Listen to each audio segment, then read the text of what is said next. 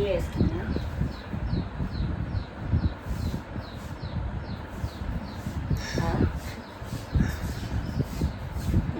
మీ reaction create చేస్తా. ఇది వేసుకున్నా. వేసుకో అయితే.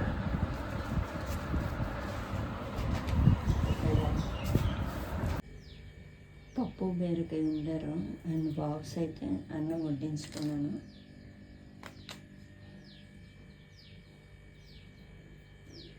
నేనైతే రెడీ అయిపోయా. వంశీ అయితే స్నానంకి అయితే వెళ్ళాడనమాట.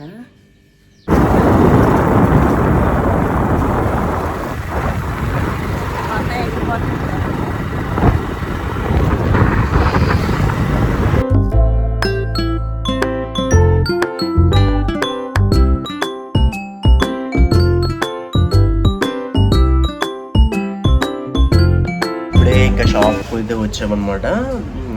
టిఫిన్ అయితే తీసుకొచ్చాము. ఇంట్లో అయితే ఈరోజు చేయలేదు మా అమ్మ.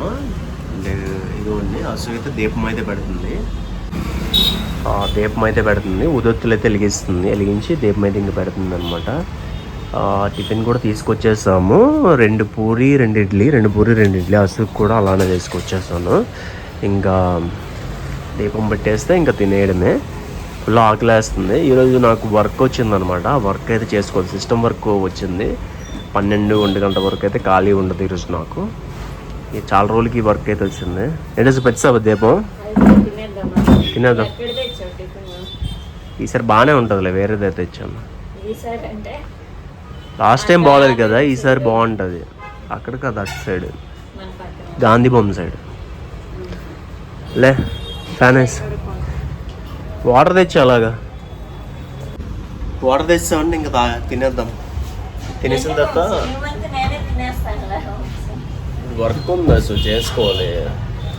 2-3 అవర్స్ అయితే వర్క్ ఉంది ఇప్పుడు నాకు. చేసేసుకుంటే ఇంకా క్లియర్ అయిపోద్ది అనమాట. ఫ్యాన్ లేదు, అదే ఆలోచిస్తున్నాను. లోపలైతే ఒక్క పెట్టేస్తుంది. లోపల ఉంది సిస్టమ్ అయితే. తినేద్దాం.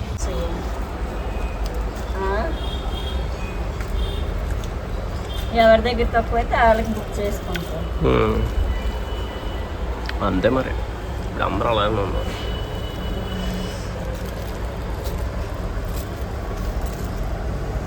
కూర వేసుకోవా? సూపర్ ఉంది టిఫిన్. చాలా బాగుంది. ఈసారి అక్కడే తెస్తాను ఎప్పుడు కూడా.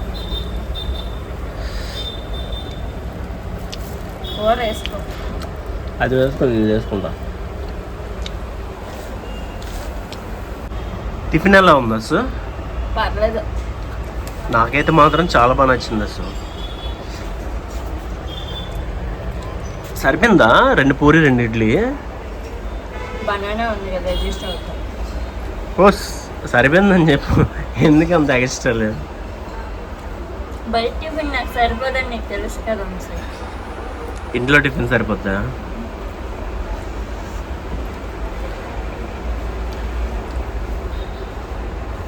ఆసు అయితే తినేసాను. నేనైతే తినేసాను. ఇంకా ఆసు అయితే ఇంకొక లాస్ట్ పూరి అవుతుంది. టమోటా కూర అన్నీ ఇస్తాడు.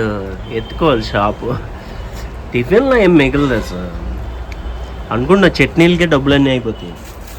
కూరకి, చట్నీలకి, నైట్ రుబ్బులకి వేసుకుంటాడు. మరి కరెంటు బిల్లు అవుతుందా? సరుకులకి అవుతుంది ఖర్చు. చాలా ఖర్చు అవుతుంది వాళ్ళకి. చట్నీ నాకైతే వేస్ట్. నేనైతే ఫుల్ తినేస్తాను. Morning sir